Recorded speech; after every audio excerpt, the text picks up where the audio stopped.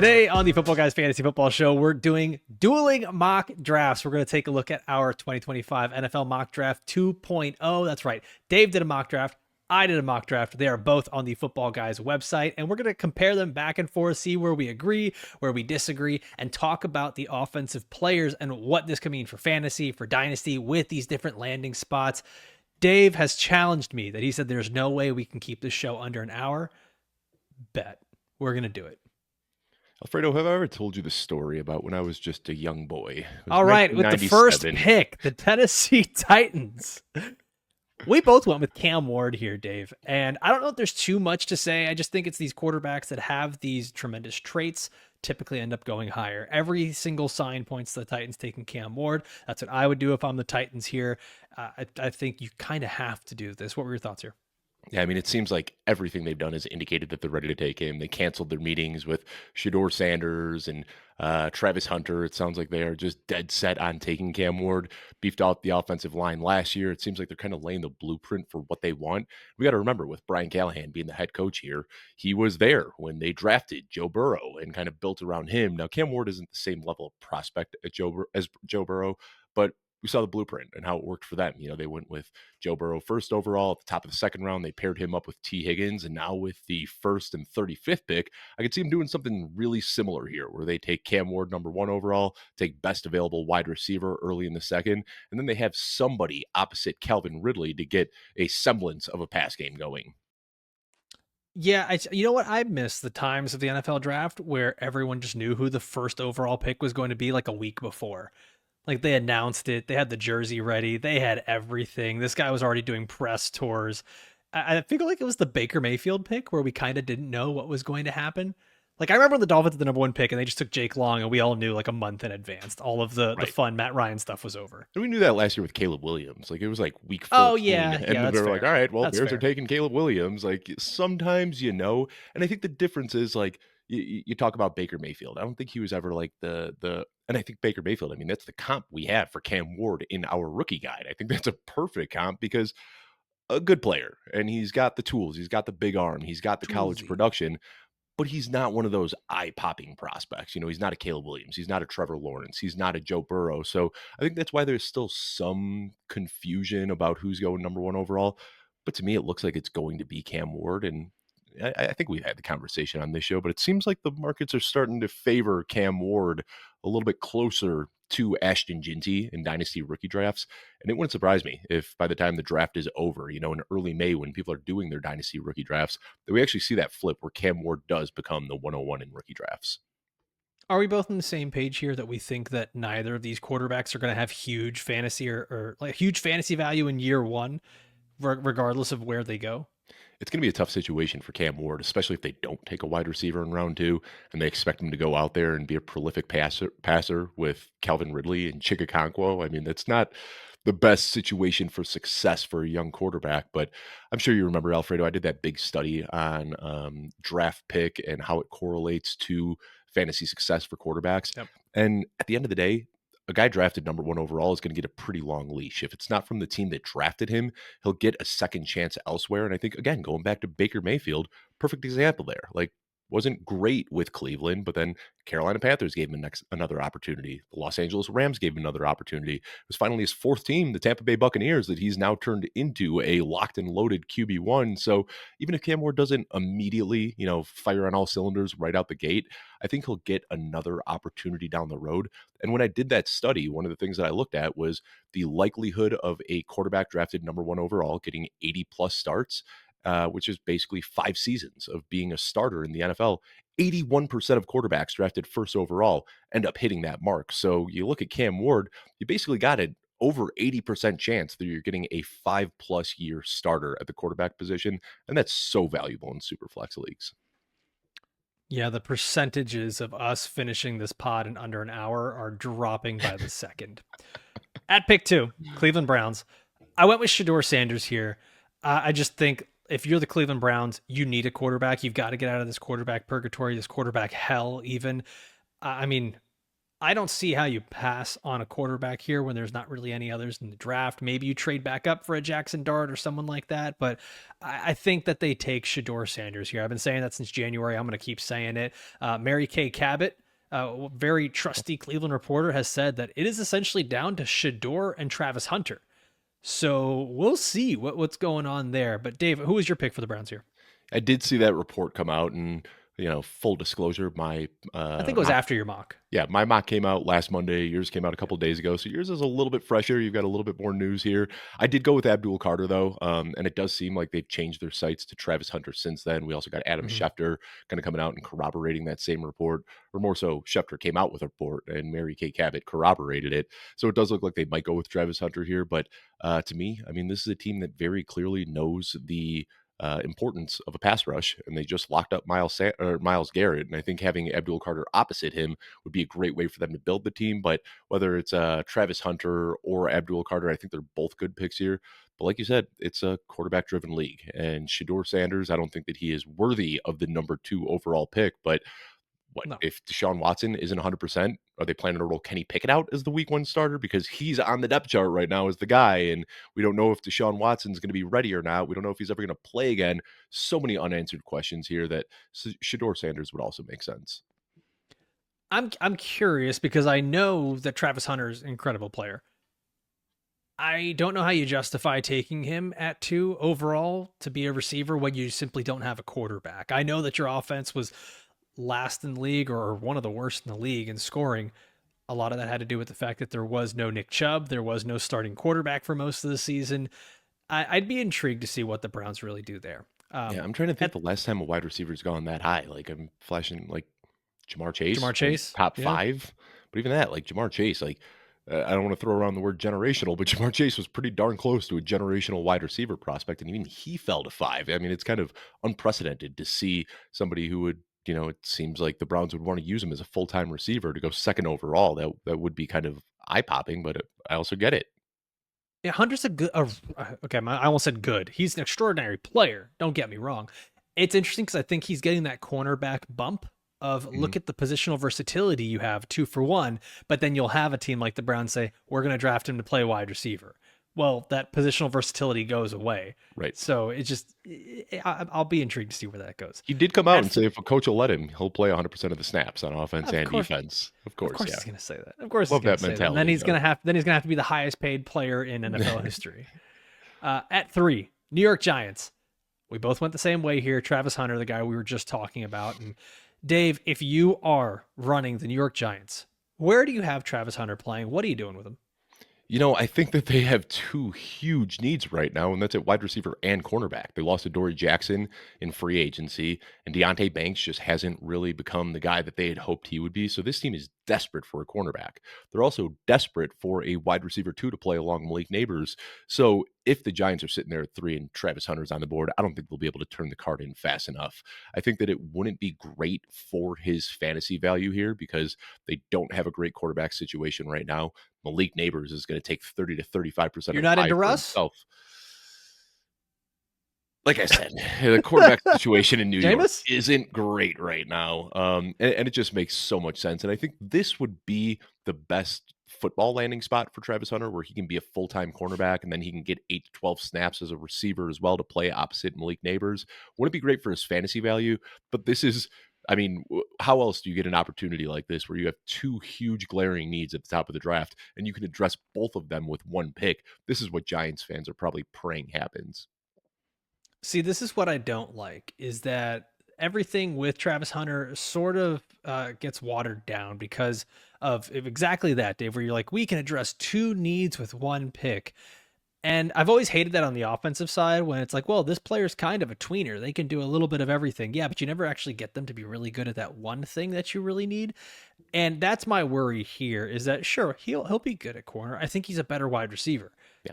I actually think it makes the most sense for the Giants to use him at wide receiver, get their coaches. I mean, they need to win now, or Brian Daboll's out. Joe Shane's out. Like, they've got to win. They put their eggs, unfortunately, in the Russell Wilson basket. But if you can make Russ work, with Malik Neighbors and Travis Hunter at wide receiver, all of a sudden we're talking about a team that the offense looks a lot better. I know that they have running back high on their list too, and they might be going running back in the second round, third round. If they went Ashton Jinty here, I would just cry. That would be hilarious to let Saquon Barkley walk in free agency and then spend the third overall pick on another running back. That would be very fun. Yeah. Good job, Giants. All right, at 4, New England Patriots. I went Abdul Carter here. I think it's just a defensive cornerstone player. Mike Vrabel would love to have this on the defense. I considered offensive tackle here. I just don't know if there was one that the Patriots wanted to take up at 4. But Dave, I think you had different ideas. Yeah, I went with Will Campbell here. It sounds like, they like Will Campbell. Mike Vrabel already said that they view him as a left tackle, and I know there's been so much ado made about his arm size and whether he can play tackle at the NFL level, but what we've seen from Mike Vrabel teams is he likes to build out through the trenches. That's what he did in Tennessee. I think he takes a similar approach here. I know Campbell has been a little bit of a faller, especially over the last week or so, as people are talking more and more about his arm size. But I think it makes a lot of sense for them to beef up the front protection for Drake May. Last year, he was great at kind of taking a lot of broken plays and playing out of the structure and making things happen. But I think if the Patriots are serious about his development, they really, really need to beef up that front line. And I mean, oh man, I was Mike Vrabel was in my head. I'm sitting here looking at the Tennessee Titans depth chart. And I'm like, yeah, they've been going offensive line pretty Peter often Skorupski, lately. Yeah. JC Latham. Yeah, you're right. They do need to keep building. No. No. All right. That was at 5. there was a lot of the building blocks that Mike Vrabel laid there. I mean, that's how he built Yeah. the team in Tennessee, and they were kind of successful, sniffing the playoffs every single year. Yeah, kind of, sort of, maybe. At 5, Jacksonville Jaguars here. We both went Mason Graham. Yeah. I had a moment there where I was like, well, like, they got Eric Armstead now. And then I'm like, wait a second, how old is Eric Armstead? He's 31. Yeah, I don't know if there's much left in that tank. And honestly, you can never have enough good defensive linemen. And I think a little bit of this for me, Dave, was just blue chip player this high. If the Jags could trade back, and I think this becomes the optimal trade back point if a guy like Shedeur Sanders falls, where you start looking at a New Orleans Saints or someone that wants to trade up and go get him. I think this would be the spot here at 5 with the Jaguars. Yeah, not only Eric Armstead, but they've also got Josh Hines Allen. They've got Trayvon Walker. I mean, this is Those are the guys on the outside. Right. Yeah, and that's what I'm saying. I mean, they would have pressure on the outside. They'd have pressure up the middle. I think this defensive line is already the strongest point of the Jacksonville Jaguars, but they're not in a win now position. They're not like a piece away from winning a Super Bowl. Like, they're still very much so in rebuild territory and shipping off Christian Kirk and shipping off Evan Ingram. I mean, there's holes on offense as well, but I don't think there's an offensive playmaker that really makes sense to go this high. So, Jags fans, I'm sorry. You're in rebuild mode. You got to go best player available, and I think sitting here at 5, Mason Graham's the best player available. Yeah, I think their pass rush is good. The run stopping hasn't been great, and getting some of that interior pressure, especially going up, trying to stop Jonathan Taylor, trying to generate interior pressure against CJ Stroud. This will be helpful for them. At 6, Las Vegas Raiders. We both went with offensive players here, Dave, so we could talk a little bit about the fantasy outlook for them. I went with Ashton Jinty. Pete Carroll loves to run the ball. Chip Kelly loves to run the ball. This is a team that's set up with their starting quarterback, Geno Smith. Not necessarily phenomenal pass catchers, but you've got your Brock Bowers, you've got your Jacoby Myers. Outside of those guys, I don't think there's much else, and I don't think they're going wide receiver early. I don't know if there's a defensive player here. The stars just sort of align for Pete Carroll to say, let's give Ashton Jinty 30 touches per game in his rookie year. Yeah, and Pete Carroll has never shied away from investing heavily at running back. I mean, this is a guy who traded for Marshawn Lynch, spent a first-round pick on Rashad Penny, went after Chris Carson, Kenneth Walker, Zach Charbonnet. Like, he likes to attack the running back position in the draft, so I get it. I'm going with Shedeur Sanders here, and I went with that pick before the extension was released, but I still don't think that Geno Smith getting the extension is that big of a deal here. I just got to look back to last year when the Falcons went out and they gave Kirk Cousins $100 million guaranteed. And everyone said, well, they've solved their quarterback issue. And then what happened? They came out in the draft and they drafted Michael Penix. Michael Penix, of course. That guy. So many rookie quarterbacks last year. I drew a blank. So I get it. 2 years, Geno Smith, That's awesome, but that keeps him there through his age 37 season, and I don't think that there's much beyond that. Shedeur Sanders is pro ready. I think, if they drafted him, he's a guy that you can put out there week one and he can kind of be forged in the fire, but I think that it could also benefit him a ton to play behind Geno Smith for a year or two. Very similar play styles. I think Shedeur Sanders can do a lot Yeah. of the things that Geno Smith does really well. That just kind of makes a perfect bridge, doesn't set the expectations too high for Sanders coming out of the gate. I still think this makes a lot of sense for them to go with Sanders and let Geno Smith be that guy that can kind of help develop him over the years. Let's go to number 7. New York Jets here. I went Armand Membu, offensive tackle out of Missouri. I think it's a perfect fit for them at the right tackle spot and keep Olu Fashanu over at left tackle, really shore up the offensive line. I know the Jets have an offense problem, right? But Brees Hall, Garrett Wilson, you still have playmakers on this team. I see, Dave, you went with the playmaker. Talk about your pick here. Yeah, I'm going with Tyler Warren here, the guy that you talked about on Monday's show. I think it was Monday. Such a fun player, man.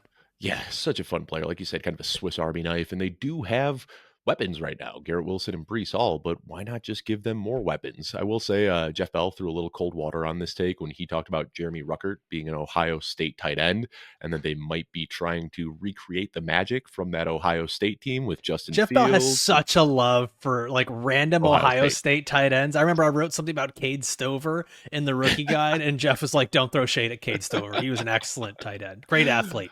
But I get where his mind is. So like that Justin Fields, Garrett Wilson, Jeremy Ruckert kind of running back the team that they had success with. He's also, of the opinion that they might go out and try to trade for Chris Olave and just go all in, which would be a lot of fun. Bring in Brian Hartline to coach the offense. Yes. I still think the benefit of adding a weapon like Tyler Warren outweighs whatever chemistry there was from 4 years ago between Justin Fields and Jeremy Ruckert. He is just one of those guys that can kind of do it all. And I do like the Armand Membu pick as well. And he's been a very polarizing player because it seems like some teams have like a top 5 value on him. And then other teams are saying he's not even worthy of a first round pick. So because of that, now everybody's saying, well, Armand Membu is going to fall in the draft. But a polarizing player doesn't always fall in the draft because all you need is one team to make that selection. And I think that him going as high as 7 isn't crazy at all. Some teams might say that he's the 45th best player in this draft, but if one team says he's a top 5 player, that's all that it takes for him to go off the board. So I don't see him falling into the 20s and 30s like a lot of people are saying. I think this would make a lot of sense for them. And the Jets have never really shied away from those developmental tackles. Well, and in particularly, I think a lot of people get worried because you say, oh, well, he could play guard. He's really only a right tackle. Left tackles are the ones that go higher.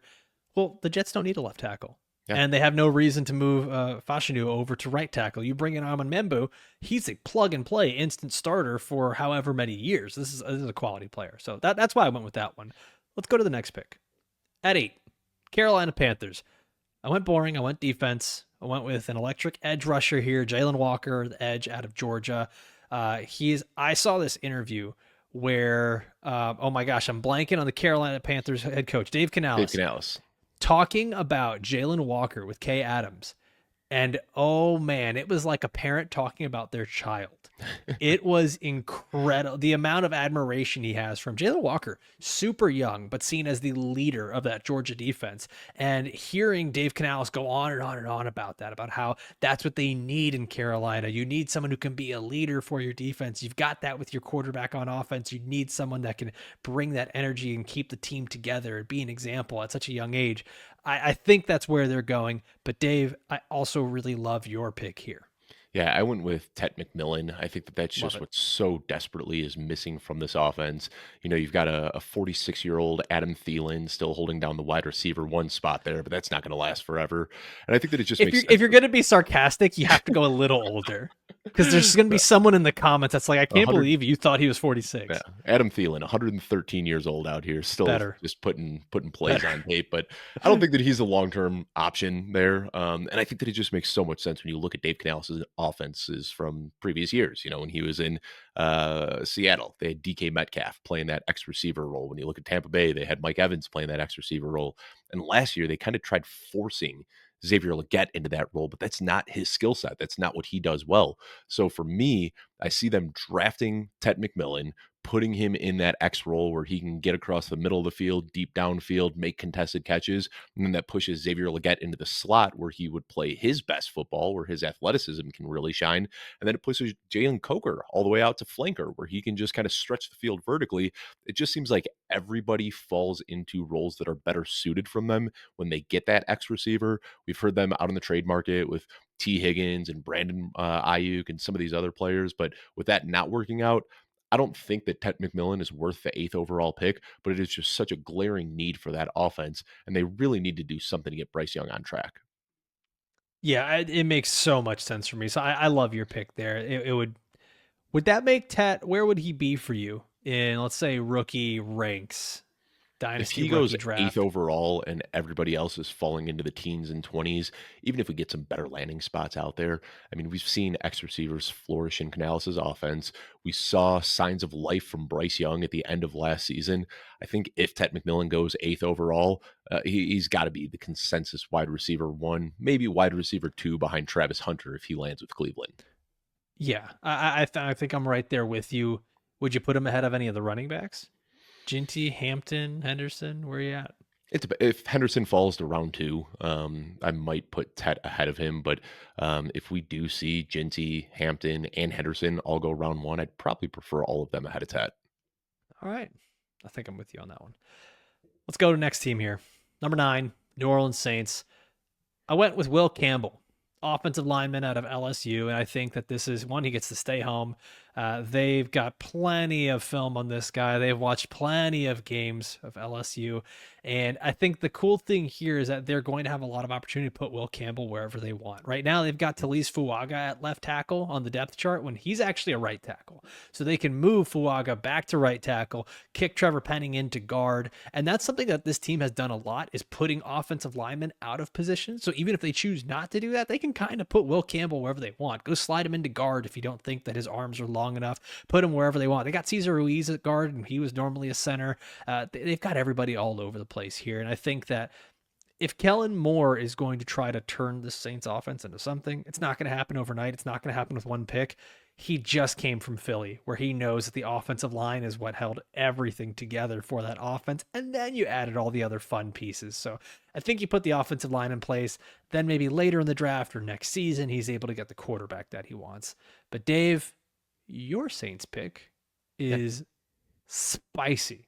You talk about Kellen Moore coming over from Philly, and what was another really important part of that Philadelphia offense? Alfredo, maybe running back, maybe having a guy Tush like push. Saquon Barkley, that too. Ashton Jinty, he's already off your board. You had him go a little bit earlier, which I could totally see happening. Like, wouldn't surprise me if he's the 2nd, 3rd, 5th, 6th pick off the board. But if he's here at 9, I don't think the Saints are going to be able to pass on him. They've already got Alvin Kamara there right now, so I think this wouldn't be great for Ashton Jinty's short-term value. But man, the creativity that they could do with this backfield, if you've got Ashton Jinty and Alvin Kamara there, kind of sets them up for the future. Feels like the Saints have always had a dominant running back. Like, you can go back over the last 20 years, and they always have somebody there just ripping it up out of the backfield, and Jinty could be next on that list. So there's other needs here for sure. But I think that if you inject a guy like Ashton Jinty into this offense, it kind of gives you 1 year to see how does Derek Carr look with all of these playmakers. They've got Chris Olave, they've got Juwan Johnson, they've got Alvin Kamara, and now they've got Ashton Jinty. And then you can kind of decide going into 2026 whether you want to run it back with Derek Carr or make a move at quarterback. Everything that you have said about the Saints is null and void because they have Velus Jones Jr. on their team now. Yeah, who needs Ashton Jinty when you have Velus Jones? I'm just saying. And Rashid They don't Shaheed, need forgot about him. they don't need anything they've else. got playmakers here. They brought Brandon Cooks back. It's been a while. They did. Yeah. Which a little foreshadowing for my pick at 12. Let's just say that. All right. Me too, by the way. Let's go to 10. Chicago Bears. Dave, you're going to get your moment. You're going to get your shining moment in the sun to ISO and talk about your Bears. I'm going to go first, though. And at this pick, I went with Omarion Hampton, running back out of North Carolina. And throwing tomatoes at you. That's tomatoes. fine. Boo, hiss. That's fine. I'm Sorry. chucking eggplants back at you. We're just going to pick different produce. The thing is here is that the Bears really don't have any major glaring weaknesses. Maybe they want another slot receiver. They want to move some guys around. I've seen stuff where they're getting Tyler Warren here at tight end, and it's just like, I don't know that they're necessarily making that investment in the draft this early while also paying Cole Kmet and having such a team-friendly salary there. And they could go and get a pass rusher. Sure, there's tons of good edge players on the board. In my mock, both of the top offensive linemen are off the board. So what do they do here? Go and get a running back that I think we're hearing a lot of buzz that the running backs are going to go earlier than expected, and that Hampton is sort of the Jahmyr Gibbs to Ginty's Bijan Robinson. He's the 1B in this class, and that will be surprised at how high he goes. I could absolutely see him being sort of that David Montgomery, do it all type player. They don't necessarily have a Jahmyr Gibbs. Sorry, DeAndre Swift, not you. Ben Johnson's worked with him before. It didn't go great. So Amari and Hampton, I think if he's put on this Bears team, I love the fantasy value there. I know it's not going to be a complete workhorse role, but it's a good offense with a lot of opportunity for him. Dave, what say you? Well, I think DeAndre Swift probably gets moved, and it's weird. Like we're hearing less and less smoke about it, but you look at the time that Ben Johnson and DeAndre Swift had together in Detroit, and it wasn't great. And I want to apologize to any listeners of this show that also listen to the Dynasty show. I did have a little mistake the other day when we were talking about Dynasty or about DeAndre Swift as a goal line back. I talked about his first goal line carry of the season going for -9 yards. Pulled that off the top of my head. It was actually -12 yards was his first goal line touch of the season. So sorry for the misinformation that I put out there, but DeAndre Swift and Ben Johnson just don't seem to get along. We got to remember, like the year that they were together, that was when Jamal Williams was a 1,000-yard rusher with like 15 touchdowns or whatever he did. And I think that's my big fear here. Is that DeAndre Swift isn't the answer. Amari and Hampton could be that guy, and he would be a much better goal line opportunity. It's just for me when I see the depth of this running class and the guys that are going to be available on day 2 and day 3. I wouldn't be too crazy about them taking any running back besides Ashton Ginty in the top 10. So I've got them going with Armand Membu here, and they've already made serious investments at the offensive line, especially in the interior. They added Jonah Jackson, they added Joe Tooney, they added Drew Dahlman, but their tackle situation still isn't great. You know, they got Braxton Jones, a day 3 pick that they've gotten some serviceable play out of. Darnell Wright was a former top 10 pick that they drafted, and he's been okay at tackle, but he still needs to develop a little bit. And Armand Membu, we talked about, he is a developmental guy. Right now, he might be ready to play guard. It might take a couple of years before he's ready to play tackle, but I see that elasticity in his skill set and what he can do working really well with the guys they have right now. You know, Joe Tooney is already 33 years old. He's not going to be in the league for that much longer. So I think drafting a guy like Membu that they can kind of use as a band-aid if there's any injuries on the offensive line also sets them up for a future where they can have a dominant offensive line beyond Joe Tooney's career. I love it. If Membu was available for the Bears at my pick, I would have sent him there as well. I actually think he's ready to plug and play. I don't know that he needs to develop. I think it's that thing that we all start to do where we sort of water down these players of like, well, they only play the right side, or they need to play inside, or like the Will Campbell thing. The arms are too small. We just talk ourselves out of this. But yeah, the Bears, I think the Bears are in a good spot here where they can probably trade back if there's a trade partner, but it's going to require someone like a Shedeur Sanders falling or some sort of player Exactly. like I don't know. I think it's only Shedeur who falls here, or like a Tyler Warren maybe, and like the Colts want to move up, or someone else that needs a tight end want to move up. And if But Tyler Warren's here at 10, I'd love that pick for Chicago as well.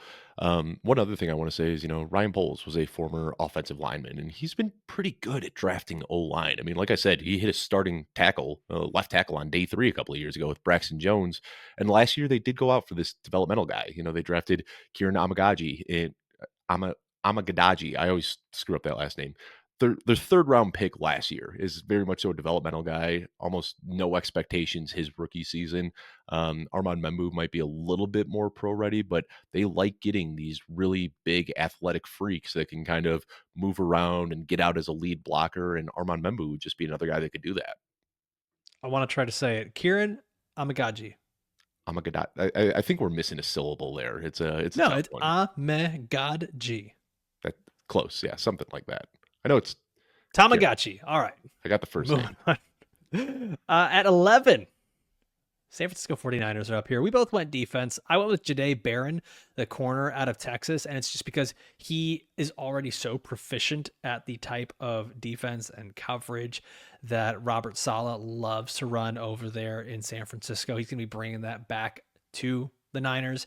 And I think Janae Barron is a perfect fit for this defense where he can play outside, he can play the nickel, he can drop to safety, and he kind of becomes that I don't want to say Joker, but like a Joker-esque player for Robert Saleh. And I know the Niners have a ton of holes on this team.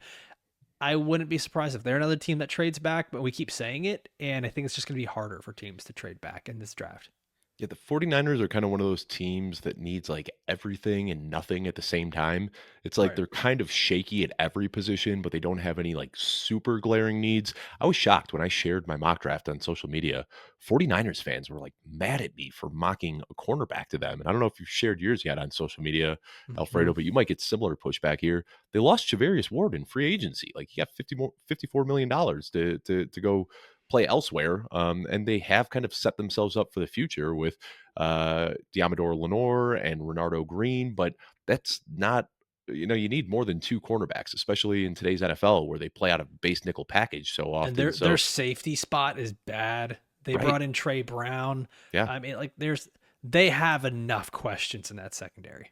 Yeah, so I like where you're at with Jade Barron, or not with Jade Barron. Yeah, I went Janae with Barron. Will Johnson, who was just Okay. a standout at Michigan over the last couple of years. So, we're splitting hairs here between quarterbacks. I'm not going to sit here and pretend like I've scouted the heck out of cornerbacks and have a strong take between Will Johnson and Jade Barron. They're both versatile players. They're both blue chip prospects. And I think the 49ers are in a position where they can just kind of sit back and draft whoever falls to them. Janae Barron had such an insane combine, man. Yeah. Insane combine. Let's go to the next pick here at 12. Cowboys. We both went with receivers here, Dave. I went with Tet McMillan. And I was telling you before the pod, I know that this is not the direction you went, but I wonder what you would have done had Tet fallen in your draft. But I went with this because the Cowboys have just gotten so used to either drafting trenches or big name playmakers. And that's really it. There's nothing in between. We either need offensive tackles, offensive guards, or big time playmakers.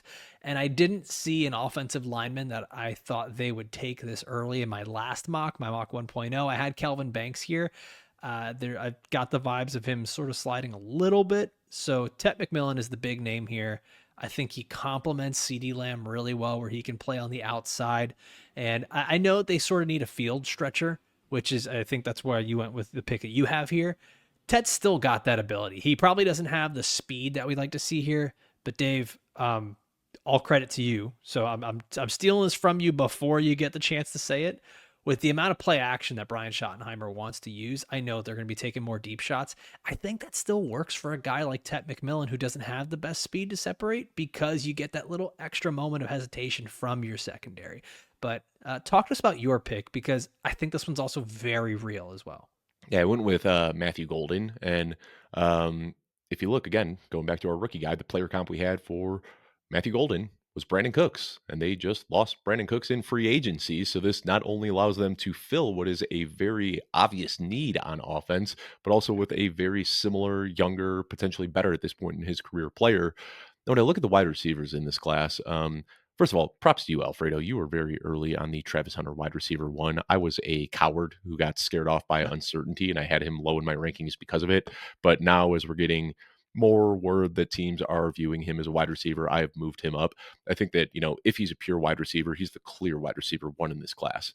But when I look at the next group of receivers, I try putting tiers in here, and I can't really put a tier break between my next It's group. flavors, man. It's flavors. Dude, that is 100% it, and it reminds me so much of last year where you had Xavier Worthy and Xavier Legette and Ricky Pearsall and Lad McConkey and all of these guys who very different players with very different skill sets, but similar talent levels and kind of looking at the scheme fit. And this year, when I look at Tet McMillan, Emeka Egbuka, Luther Burden, Trey Harris, Matthew Golden, Jaden Higgins, Jalen Noel, I don't see a huge gap anywhere in there. Like it's really hard to put a tier anywhere in there. Like you said, flavors. And I think that Matthew Golden is the deep threat that they really need. Not only does it open up more underneath stuff for CeeDee Lamb to be the target hog that he is, but it opens up the big play. And I do agree, Tet McMillan absolutely has the field stretching abilities as well. But I was really shocked. I looked on targets 20 plus yards downfield. Matthew Golden has a better catch rate, a better contested catch rate, more yards per route run, a lower drop percentage, and a higher PFF grade on deep throws.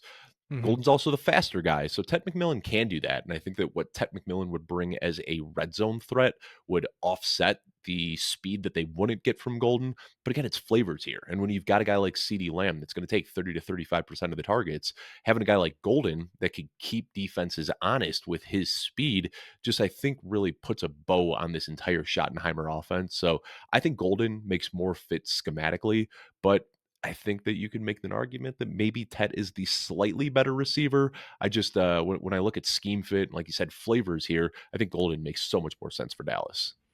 The Cowboys are going to be so interesting, man, because they bring in two older running backs, Javante Williams and Miles Sanders.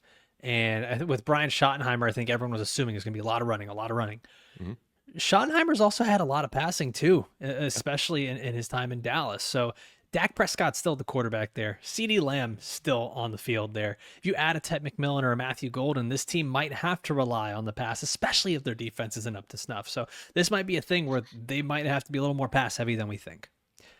All right, at 13, Miami Dolphins.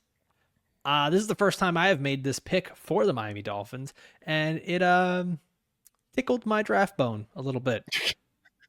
I Hey, can't believe I said that out loud. I don't want to hear about you tickling your bone, Alfredo. Sorry. Didn't like it at all. Didn't like it one bit. For the Dolphins here at 13, I went Tyler Warren. Keep it together, Dave. Be a professional. Oh, yeah. I blushed a At little bit. 13, Woo. you did. Yeah, I'm not even blushing. It's my bone. At 13, Dolphins. Tyler Warren, tight end out of Penn State. And this to me is just a chance for an offense to reset. An offense that looked absolutely lost last year. Even with big names like Tyreek Hill and Jalen Waddle and Devon Achane and Tua Tagovailoa manning it all from the middle, their best player for most of the season ended up being Jonnu Smith. Now, they could easily just run it back with Jonnu Smith. But I think that when you sort of, I'm going to follow me on this, okay? Jonnu is the gateway drug for Mike McDaniel here, who realized, I know.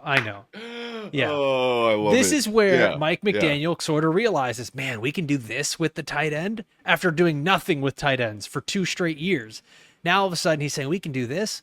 Well, Jonnu's about 30, 31 years old. He's going to be on the last year of his contract. You bring in a Tyler Warren, who Miami has struggled with blocking. They have struggled with interior runs. They have struggled mightily at the goal line. They pass more than any team at the goal line. They don't have a quarterback that they can do quarterback sneaks or a tush push with. And I know they use the middle of the field all the time with Tyreek and Jalen Waddle.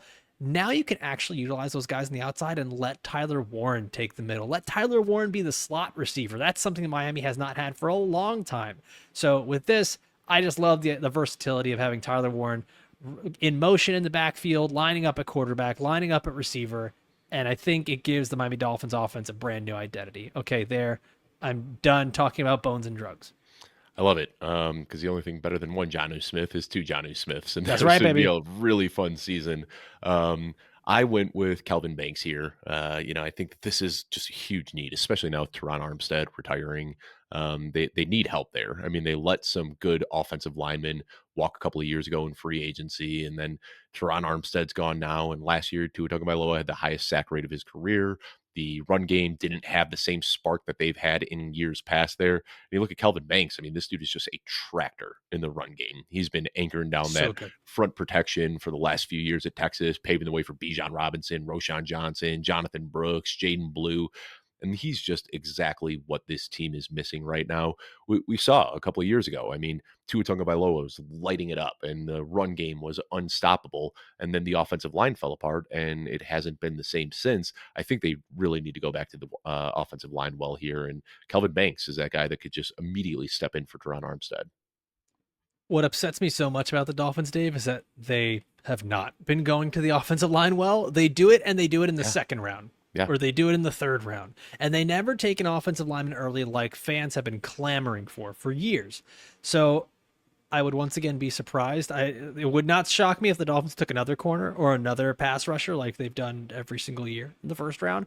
That's why I think corner is really in play here. Let's go to the next pick. 14, Indianapolis Colts. I went with Colston Loveland, tight end out of Michigan.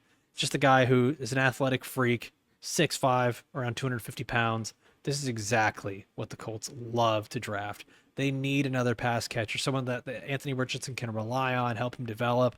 I think they are kicking themselves. I think if Tyler Warren drops that far, they're probably trading Yeah. up with a 49ers or with anyone as they start to see. I think if Tyler Warren makes it past the Jets, I would not be shocked if the Colts are talking to the Panthers, talking to the Saints, talking to the Bears. We want to get up for Tyler Warren. So I went with Colston Loveland here. I think he's not too far off at tight end. He'll probably be a top 20, top 25 pick in this draft. Dave, who'd you go with for the Colts? I went with Jalen Walker, who has been getting a lot of steam since I published this a week and a half ago. I mean, now we're getting a lot of talk that he's going to be a top 10 guy. And I think the versatility there is why I like him in Indianapolis. You look at Lou Anarumo coming over there as the new defensive coordinator. He had two guys that can kind of do what Jalen Walker does with Sam Hubbard and Trey Hendrickson, guys that can pass rush, guys that can stop the run, guys that can drop back in coverage when needed. And Jalen Walker can do all of those sorts of things. So I think that it would make a lot of sense for them to try to beef up the defense here. You talk about the pressing need at tight end, and they've had that need for years, and they just seem to keep ignoring it or spending late picks on Mo Alley Coxes and Jelani Woods and guys that probably aren't going to pan out. I think what they need to do to address the tight end situation here is call up Dallas Goedert. Like it sounded like the Eagles Yep. want to move Dallas Goedert. You look at him, his two best career seasons came playing under Shane Steichen. So Shane Steichen has that connection with Dallas Goedert. They've already expressed interest in wanting to trade him. Love that. I feel like that makes a lot of sense for them to trade for Goddard and then try to address the defense here. They've already got a lot of like really versatile, fun guys on defense, and Jalen Walker would just be another guy that they can add into that mix. I absolutely love that. Hadn't even considered it. That matchmaking is perfect there for the Colts. All right, Dave. Our next 1, 2, 3, 4, 5 picks are all defense here. In an effort to keep this pod closer to an hour, I'm just cheating. gonna We're skipping 5 here. no. I'm just gonna list them, That's and fine. we'll hop back into the Broncos at 20, where we got another offensive player. So at 15 for the Falcons, I have Jihad Campbell. You've got Shamar Stewart. Either way, Falcons are getting a defensive playmaker. At 16 for the Cardinals, I have Will Johnson, the corner out of Michigan. You've got Mykel Williams, the edge out of Georgia. Once again, Cardinals need help along the defense. 17 Bengals, I've got Mykel Williams, and then you've got Jahdae Barron. Sort of just a flip-flop here of what the Cardinals need. Pass rushers, corners, that's really it. At 18, I just want to say, if the Bengals Yeah. don't draft defense in the first round this year, like God, it they're was in on the bit then. They're in on the bit. Yeah. So in my first mock draft, it was before they extended T. Higgins, and I actually had them going with Matthew Golden. But now that they've extended T. Higgins, and they've locked up Burrow, and they locked up Chase, they need to go defense here. And with the 17th pick, the Bengals select Emeka Egbuka, Oh my wide receiver. goodness. Ohio State. They need a slot, Dave. They need a slot. Uh, All right, at 18, Seahawks. I went Gray Zabel because the Seahawks always just kind of draft small school guys that not many people know, and they draft them a little bit earlier. Interior line from North Dakota State. And then you went Mike Green, the FBS sack leader last year, edge out of Marshall. At 19, the Bucs. I went with Mike Green there for them. He can stand up a 3-4 linebacker. And you went Jihad Campbell, also can stand up as a 3-4 linebacker. So we were on the same page with a lot of those picks there. A lot of similar thought process there for defensive prospects. This is where things start to get interesting. At 20, Denver Broncos. I went with Nick Imanwari, who is an athletic freak, size freak, speed, explosion, everything. These are the kind of prospects that Sean Payton loves. They need a safety in this defense, someone that can roam the field. They went out and got Hufanga, who can absolutely play the deep free safety for them. And Hufanga's another guy that can kind of move all Forgot they got over him. wherever. Yeah. So you put those two guys together, Amanwari and Hufanga out there, just absolutely destroying teams that are trying to throw deep. Patrick Mahomes looking at you. And the Broncos really do have to kind of revamp that defense. Offense actually looked pretty good. But you went with a different direction here. Amari Hampton, yeah, and I see, like, I don't want to make the New one Javonte phone Williams. comp. Yeah, new Javonte Williams, I like that, but I also see some Mark Ingram in Omari Hampton's game as well, a guy that found a lot of success under Sean Payton.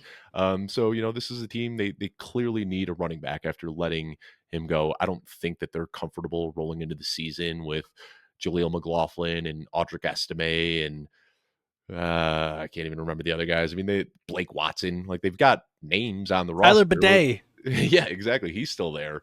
Maybe I can't even remember. But Omari and Hampton is just what they need. Like they've got a lot of sound pieces right now. They've got Cortland Sutton, they've got Evan Ingram, and I think they want to invest in the offense to continue the development of Bo Nix. Sean Payton, I talked about it when I was talking about the Saints earlier. Like they always have good running backs there.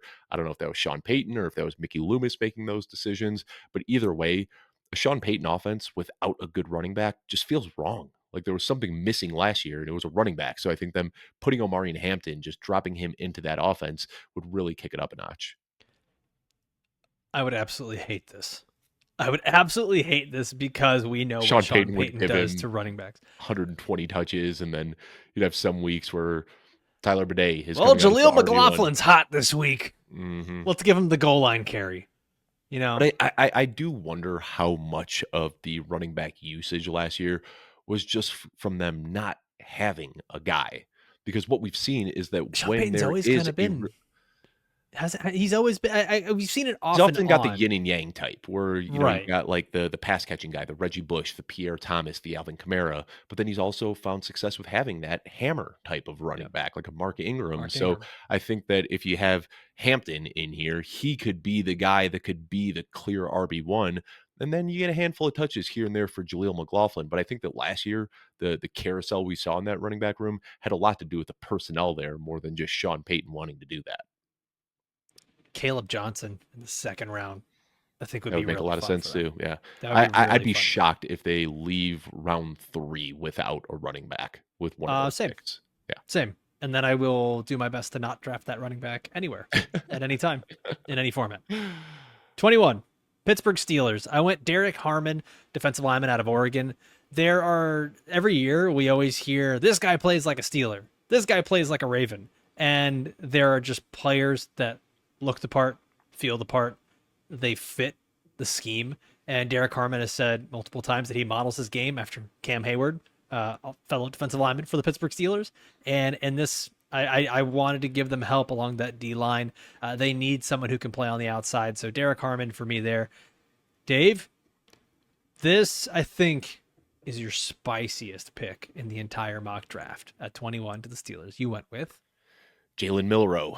And I really hate to do this. And I'm sorry if any of the audience gets like upset about me doing this, but I'm going to toot my own horn for a second here because I made this pick last Monday and I got hell for it on social media. Like huge Steelers accounts dunking on me, people calling me every name you could imagine in the book.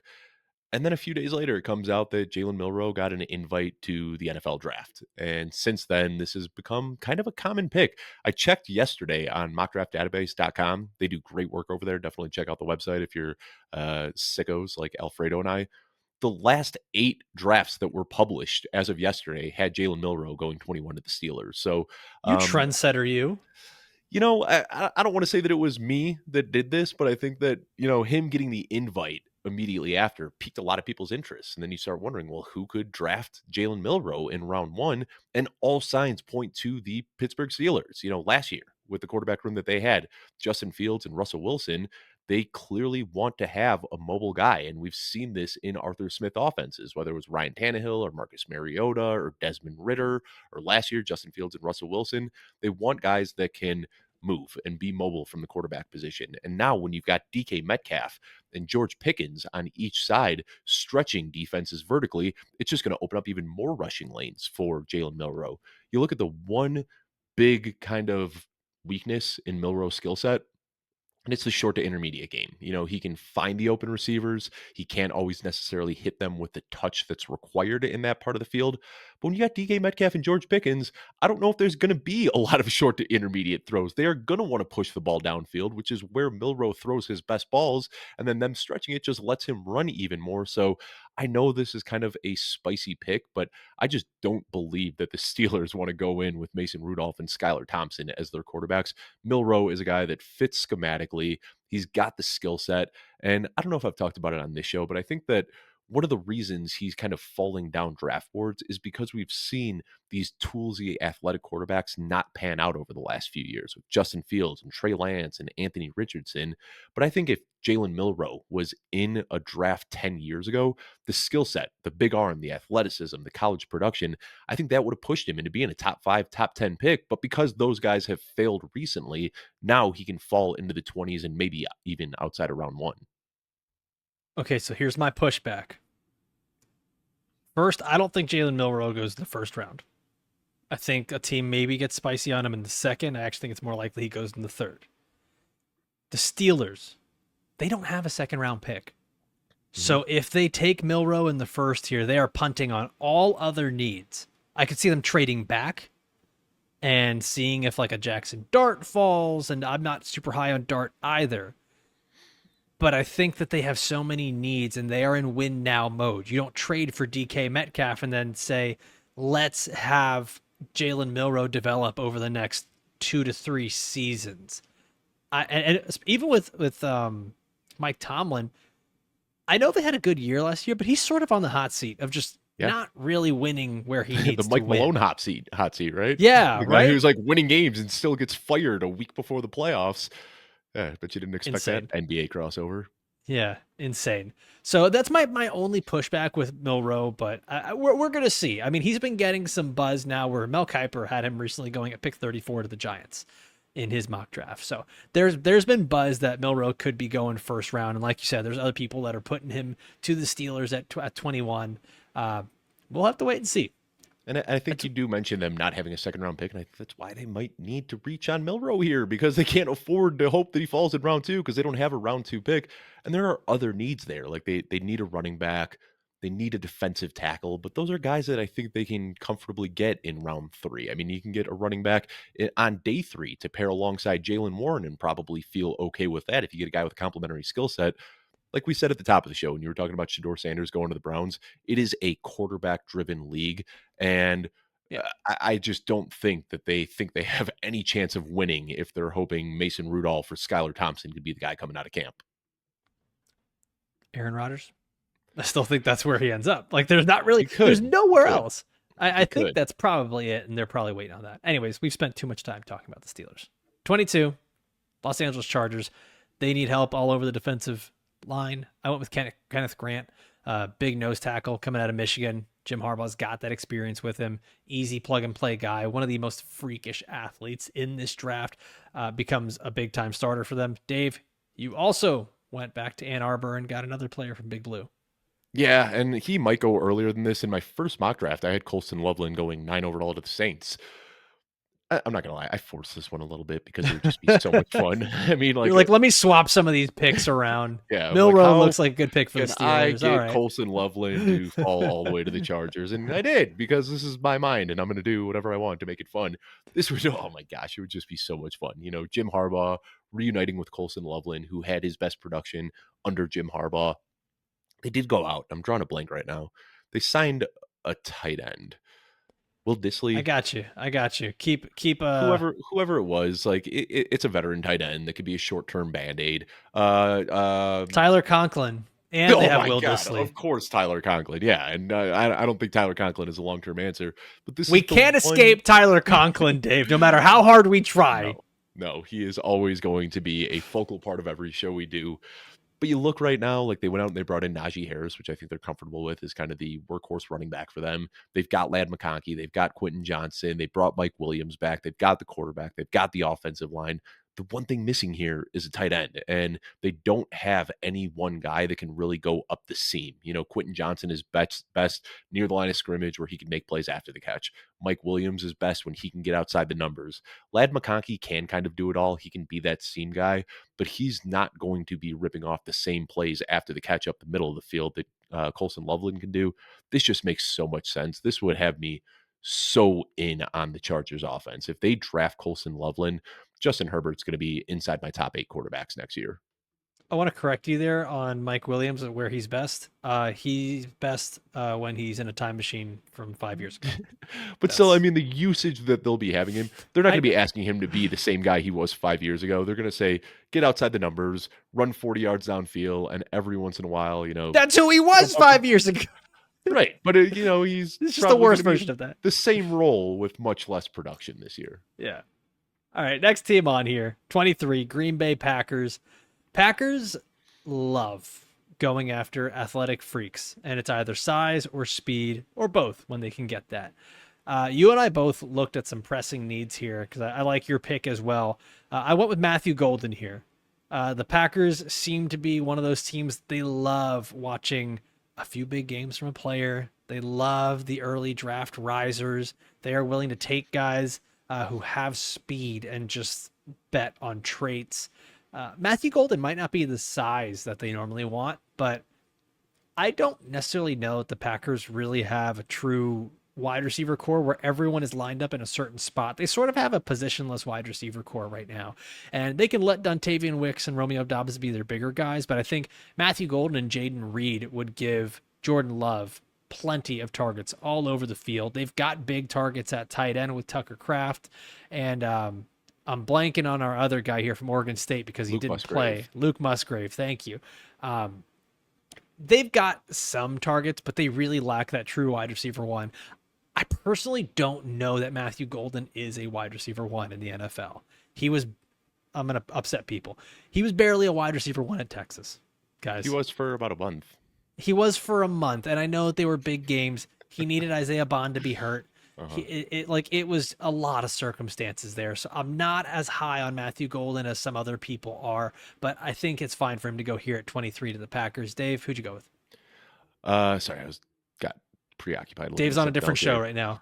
I went with James Pierce. Yeah, an edge rusher. That's a position that they need. I was just looking because curious. I didn't know the answer off the top of my head. I had to look it up.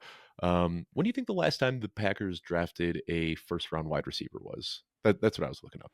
When do you think God, that was, it's like never. Never is the answer. They only you draft wide receivers in the second. Yeah, 2002, they drafted Javon Walker. The last guy before that, 1988, Sterling Sharp. I mean, this is not a team that drafts first-round wide receivers. I don't know what it is, but like they were connected to DK Metcalf for a while. They were. And then I think it was second round pick was supposed to be the cost, and they were like, nah, never mind. So maybe, you know what, they're just going to draft another receiver in the second round. Trey Harris, you are a Green Bay Packer. It would make so much sense, especially Christian Watson 2.0. Run blocking too. Yeah, I think it would make a lot of sense for them. I'm going to spoil a little bit of the show coming up here, but for the NFC North with the Packers, with the Vikings, and with the Lions, I have them all investing in defensive line. I think that all of these teams are going to see Ben Johnson coming to Chicago, and I think that they're going to see the investments in the offensive lines, and I think all of them are going to try to counter this by beefing up the defensive line. So that's why I've got them going with James Pierce here, a guy who, playing opposite Rashawn Gary would be pretty scary to line up against. That's right, everybody. Get on the edge of your seats. We're talking defensive line here on the Football Guys Fantasy Football Show. All right, pick 24, Vikings. I'll keep it simple. I went Kelvin Banks, and I listed him as a guard in this because I think he can kick into guard. There are some limitations that he has at tackle. Like you mentioned before, Dave, he is excellent when he's out in space as the pulling offensive lineman. And I think that's going to work perfect for the Minnesota Vikings, who are probably going to have to lean on their run game and Aaron Jones a little bit more. And, oh my gosh, Trey Mason? What am I? Jordan Mason. There we go. Wrong Mason. I'm just going to say it right now. I think all of the hype about Jordan Mason is so overblown. I think this guy's going to get 4 touches per week. People are talking about him like, can't believe the 49ers let him get Jordan Mason. Like they traded a late day 3 pick for him. He's a backup. It's still going to be the Aaron show. I'm old enough to remember Ty Chandler. Right? Yeah. Mm-hmm. So I think they go offensive line here, especially if one that is athletic enough falls to them. And in my mock, I've got Kelvin Banks going here. Dave, where'd you go? Kenneth Grant, who I believe you had off the board way, way earlier, but this is just kind of Two a picks earlier. Yeah. Oh, all right, 2 picks, so not too crazy, but yeah, I think that they try to beef up the defensive line a little bit here. He's a huge guy who can plug up the interior. I mean, that's what they need right now. They invested heavily in Jonathan Allen and Javon Hargrave this offseason, so kind of similar to what I was saying the Jaguars might do. They've already got the good edge rushers. Now they put a beast in the middle of that defensive line, and it just kind of puts a bow on that entire unit. So the pessimistic Bears fan in me thinks that this is just going to be a wrecking ball of a defensive line in Minnesota. At 25, Houston Texans. I went with Emeka Egbuka. And I think there's a little bit here where there's the narrative that CJ Stroud is going to have a say in who they picked. He has before when it came to Tank Dell. And I know I'm going to mention Tank Dell, and I know I'm going to mention Christian Kirk, guys who can play in the slot, guys who can also play outside. And you know what, Emeka, I don't think Tank Dell's playing this year. That's the thing, is I don't think Tank Dell's playing this year. Christian Kirk's not a long-term answer. Emeka Egbuka had some big-time success with CJ Stroud. Go out and get him another guy that he's comfortable with. Continue to put weapons and continue to put pieces around CJ Stroud. I will say I considered offensive line heavily here, very heavily. I considered a guard here. Dave, I know you went offensive line as well. It And would my go ahead. no, I go ahead and say your pick, and I'll give you my only pushback with him. Yeah, I went with Josh Simmons because I think it would be malpractice for them to do anything And except beef up the offensive line.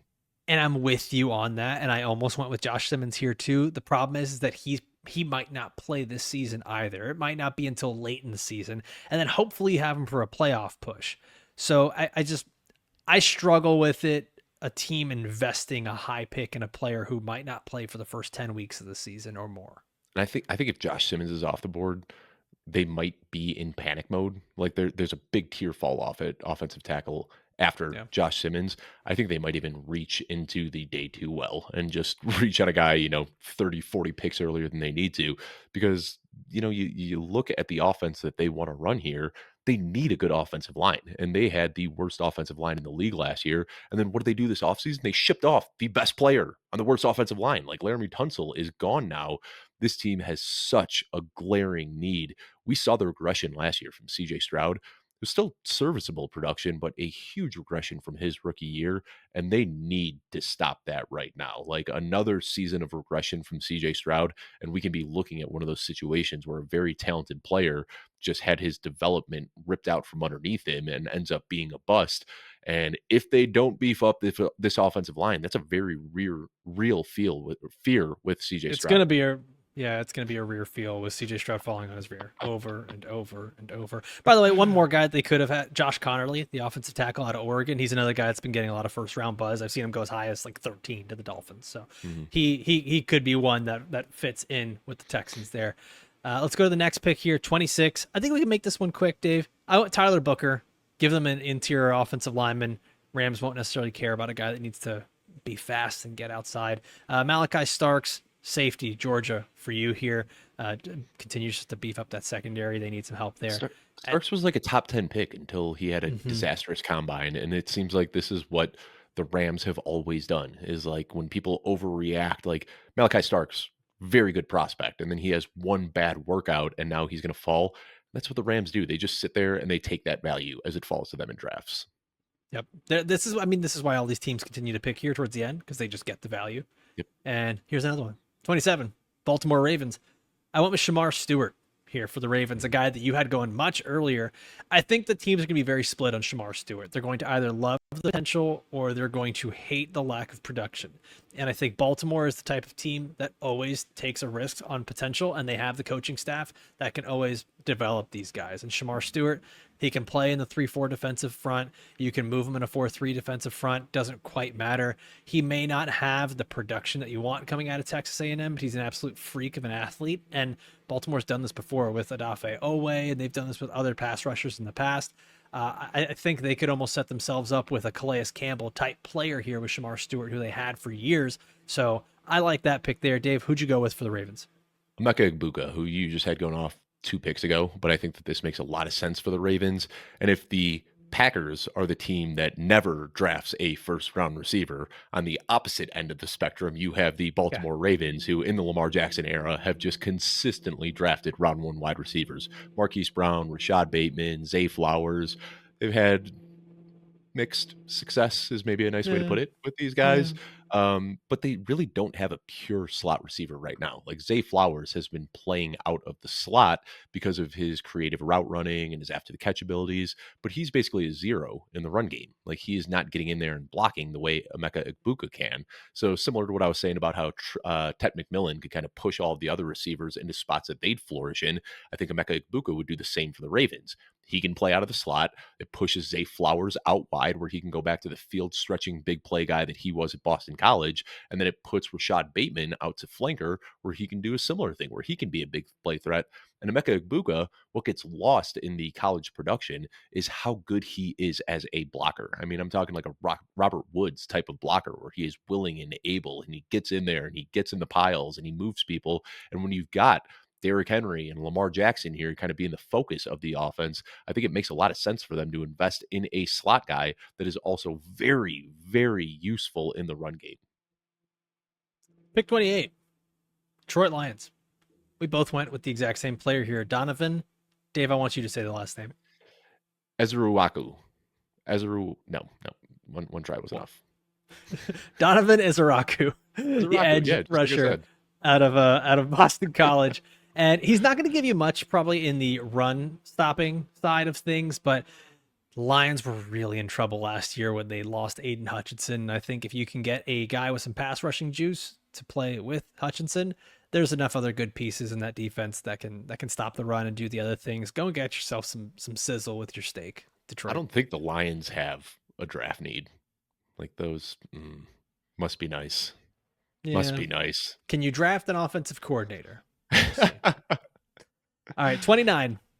Washington Commanders. We both went with a wide receiver here, and I think they're both very interesting picks. I went with Luther Burden, the third wide receiver out of Missouri, who I still truly think could go a lot higher than this. I think that his athleticism, his potential, the production he had 2 years ago, not this last season, remarkable.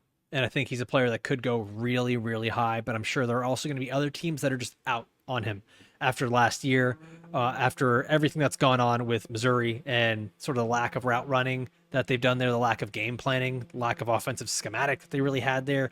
Almost felt like he quit on the team, which I get it. Commanders, I think, make a lot of sense because there's not a lot of pressure for him to go have to be the wide receiver one early, but there are older receivers around him. Terry McLaurin, who became more of a field stretcher this past season, interestingly enough, which I didn't think that was really his game most of his career.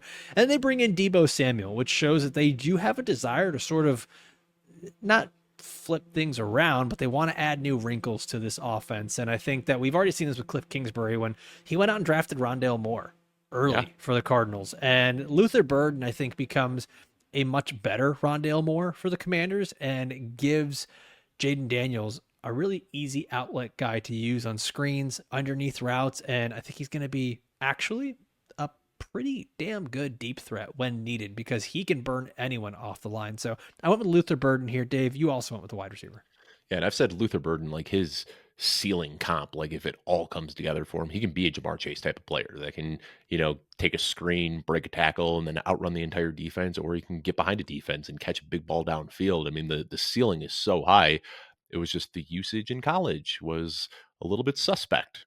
Very Right. similar to the guy that I have going here, Trey Harris, a guy who I think the ceiling for is so high, but the usage in college was pretty suspect. And I think that very similarly to your mindset, he's not a guy that they have a pressing need for right now. Like they've got Terry McLaurin, they've got Deebo Samuel, they've got Zach Ertz. And I think Trey Harris, his limitations right now could still be useful in that offense. Like it could be kind of a Rashi Rice rookie season where they just put him out there and just screens, slants, and go balls, and he's not doing much else with the hopes that he can develop over time and That'd kind be of nice. fill in the need for Terry McLaurin as he gets a little bit older and Deebo Samuel ages out and Zach Ertz finds a nice nursing community to move into. I think Trey Harris is just that guy that has a few things that he does right now really, really well. And then, 2-3 years from now, if he can develop that route tree a little bit more, can be that long-term wide receiver one for Jaden Daniels. Yeah, I think no matter what, Commanders need to give Jaden Daniels more help. It's Yes. just as simple as that. They did with Next Laramie pick here. Tunsil. I mean, they're investing in Yeah, the offense. Like Jaden they're in Daniels, win now man. mode, which Yeah. is, I mean, not they don't necessarily have to do that, but I think you're trying to do that on Jaden Daniels' contract. That's the idea there. And assuming Daniels is falling into like the QB3, QB4, QB5 range in fantasy drafts, I'm going to be drafting him in every league. Like I'll let my Mm-hmm. league mates pay up for Josh Allen and Lamar Jackson and Jalen Hurts, and I will just happily take Jaden Daniels. It's going to be interesting. Quick side story here. We're already over an hour, so I lost the bet. But the guys that were here, yeah, I know. Shut up, Dave. It's your fault, honestly. Going on 9 minutes about Armand Membu. Uh, so yeah, I already got dunked on for this. No, I did not mount the TVs in my house. I've done it once. Some of these TVs, we had an 85-inch TV, man. I can't do that on my own. I'd Yeah. rather just pay a professional to come in and do it. But we had one guy who came in. He was listening to podcasts, and it was like an Atlanta Falcons podcast. Shout out to our friends over at Locked On Network. And he saw the lights, the microphone. He's like, "What do you do?" And I was like, "Funny enough." And I started explaining it to him. He starts talking to me just nonstop about draft Love it. and fantasy football for next year. She's like, Christian McCaffrey, number one overall. I'm like, no, man, you can't do that anymore. That ship has sailed. That's Gandalf and Bilbo going off at the end of Lord of the Rings, Dave. I hope you know that reference. Please tell me. I do, yes. Just Yes. watched Lord of the Rings for the first Let's time go. during COVID. Oh, I said, hold well, on. yeah, This is yeah. important. Extended edition or not? Yes, actually, I did. And I've watched Let's the go. entire series front to back 2 more times That's since. So, fantastic that's series. I'm that's a round of kind of applause. upset. Golf clap for Dave. Yeah, it took me till age 30 to finally check that one off the list, but very good. You want to talk about really stretching out conversations? Alfredo, if you want to watch a fun show, me and Mike Nerdboy Takes. I don't know if you've seen him around on Twitter. We did a 35-minute show yesterday just on Trey Harris. So if you think 9 minutes on Armand Member is a lot, I can give you 35 minutes strictly on Trey Harris. You want to talk about getting deep on a player? See, and you know what I hate now is that I brought up this story about the guy that was mounting the TV, and I almost forgot what it was. It took me a second there. I was remembering as I was talking because he was asking about Jaden Daniels, and so he's like, "So Jaden Daniels, quarterback one, right?" And I was like, I don't hate it. I'd probably still go Josh Allen and Lamar, but I think he's right there, quarterback 3. So when you were saying he could drop to 4 or 5, I'm like, yes, do it now. I Immediate think value. the only thing that Lamar Jackson and Josh Allen have that Jaden Daniels doesn't is prolonged success. Like they've done it for multiple seasons, but I think the ceiling for Jaden Daniels is higher than both of theirs. I mean, like he flashed so much as a rookie. Want to go a little deeper on Trey Harris? I've got a lot of nuggets if you really want to keep talking Trey Harris. And at pick 30, the Buffalo Bills. We both have him going secondary here. I went Maxwell Hairston, the corner out of Kentucky. Had a phenomenal 40 time. Good player. Good ball skills. Dave, you went Nick Emenwari, the safety out of South Carolina, who had talked about a little bit earlier, going to the Broncos. And I think the Bills just need this, man. Like they need secondary help. Yep. Wide receiver, like a really good one, could have made sense. But I don't know. I don't think that's going to happen for them. DeMar Hamlin was brought back on a $2 million deal. I know people see that and they say, well, like everyone knows DeMar Hamlin's name for obvious reasons. And they've got Taylor Rapp there who's good as well. But DeMar Hamlin's probably better as a rotational guy or a backup. Taylor Rapp. With him, it's a name I haven't heard in a long, long time. Yeah, I mean, he's still there, and I think that, he has been playing strong safety for them, but he was a free safety when he played at in LA, so I think they could move him back to free safety and allow Emenwari to be the strong safety. He can kind of play both positions, and then I think DeMar Hamlin is that guy that can just come in when they need a breather or come in the event of an injury, but they definitely need something in the secondary. Bills, just don't trade your pick to the Chiefs. How about that? Yeah. Maybe you don't do that this year. We were just talking with Jeff Bell about trade targets, and we were talking about James Cook being a guy who is potentially getting traded because of his big contract ask. And I threw out the idea of them trading James Cook to the Chiefs, and Jeff's head exploded. That's so funny, man. That's hilarious. I don't think there's going to be a market for James Cook. Not with so many good running backs in this draft. Like no one wants to go and trade for $15 million a year. What? Yeah. No way. No. Ray Davis, baby. It's going to happen. We've been waiting patiently. All right, at 31, Kansas City Chiefs. This is where I got Josh Simmons off the board because the Chiefs did go out and get an offensive tackle who I think can hold the fort down for a little bit, but he's not a long-term answer at left tackle. And this is where Josh Simmons, I think, fits perfectly for a team that's saying, okay, let's go and take a risk on a guy like this who can be a bookend tackle. And it's a 31. This is why these teams are good, because they end up getting these blue chip prospects all the time that fall. So that's what I went with here. Dave, I love your pick at 31 for the Chiefs. Talk about it. Mason Taylor, our favorite Nepo baby. I think it makes so much sense. Travis Kelce, the decline is there, and they've got this patchwork receiver room right now where they've got some guys, but they don't really have a clear wide receiver one. And I don't want any pushback from Xavier Worthy fans. Like he's good at what he does, but he is not the guy that should be the number one weapon on an offense. Mason Taylor can be the number one weapon on an offense. And I think that he profiles very similarly to Travis Kelce with the athleticism. So I think that for them to draft Mason Taylor, who is still just 20 years old, there wouldn't be a pressing need to get him out there immediately. But I don't think Noah Gray is the long-term answer here. I mean, he's been serviceable when called up upon, but he is not a guy that can fill the shoes left by Travis Kelce. Mason Taylor, if he hits his high-end range of outcomes, he could be as good as Travis Kelce. So I think for them to draft him, let him sit behind Kelce this year, get some occasional snaps here and there, but really setting themselves up to have that same guy who can be that safety blanket in the middle of the field for Patrick Mahomes. Mahomes is still relatively young in quarterback years, and he's still got a lot of time left on his contract, and then he can finish his contract with a Kelce-like player playing tight end. I think this would be a really interesting pick for him because I don't think it's a luxury anymore. I think that Travis Kelce is the ship sort of sailed. He's right on there with Bilbo and Gandalf, and I don't know that we have much left with him, man. So like Mason Taylor, I think comes in and you can play a lot of those two tight end sets, and you can do a lot of stuff. I think in the first year you could probably let Mason Taylor be a good blocker, and then sort of while everyone's looking over here at what Travis Kelce's doing, Mason Taylor's wide open for a touchdown. So I think there's some creative options there. Last pick, 32. Philadelphia we both Eagles. had the same idea here too, like with both our picks, different positions, but we had the same idea. Relatively same idea here. Eagles, man. I don't remember a time where they haven't drafted a Georgia player. So Malachi Starks here, safety out of Georgia, falls to the Eagles here. And I think after losing Chauncey Gardner-Johnson, you can get a guy that can move around like Malachi Starks and be sort of a cerebral piece in that secondary for them.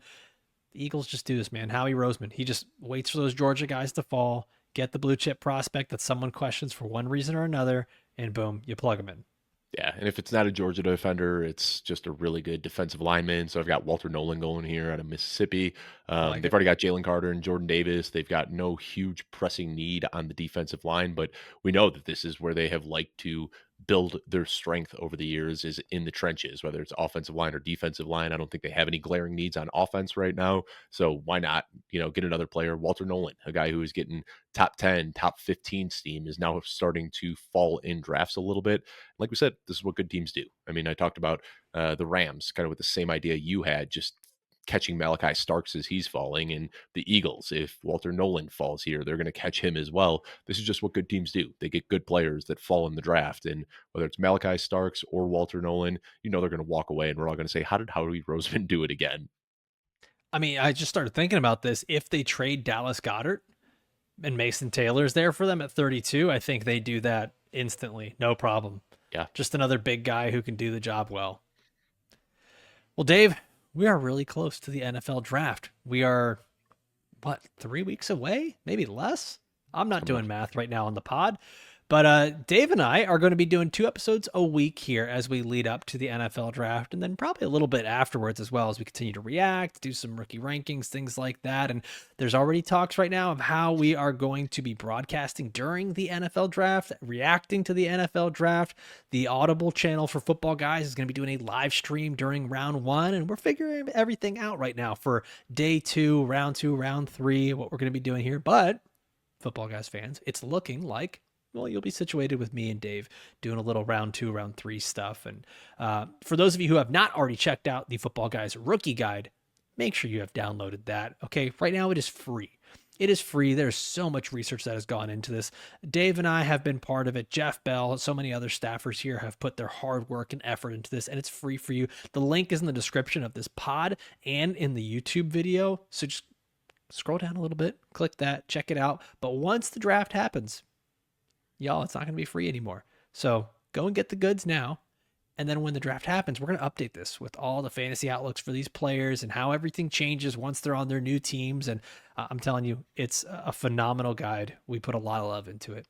I almost wonder if we made a mistake by giving it away for free, because people are just going to say, oh, well, it's free content, it must suck. No, like, it's anything but the case. We put so much time into this, like literally hundreds of hours of work, and I mean thousands of hours of work if you go back all the way to V1 when we started doing this. And it's just one of those things that we decided, let's just out of the goodness of our heart give this away for free. I promise you, it is one of the best draft guides out there. We had so many people contributing to this. It is awesome. So just go out and get it. Like we said, 100% free. It's a good thing that nobody knows I use the Chat GPT to write all my scouting reports. Oh, no. I don't even watch film. I don't even do it. Lay the sarcasm on a little bit thicker there. I don't want people Sorry. thinking It's a real. good thing that nobody knows. All right. That's going to wrap it up for us. As always, we want to thank you guys for watching and listening all the way through. For myself, for Dave, we'll see you next time. Adios.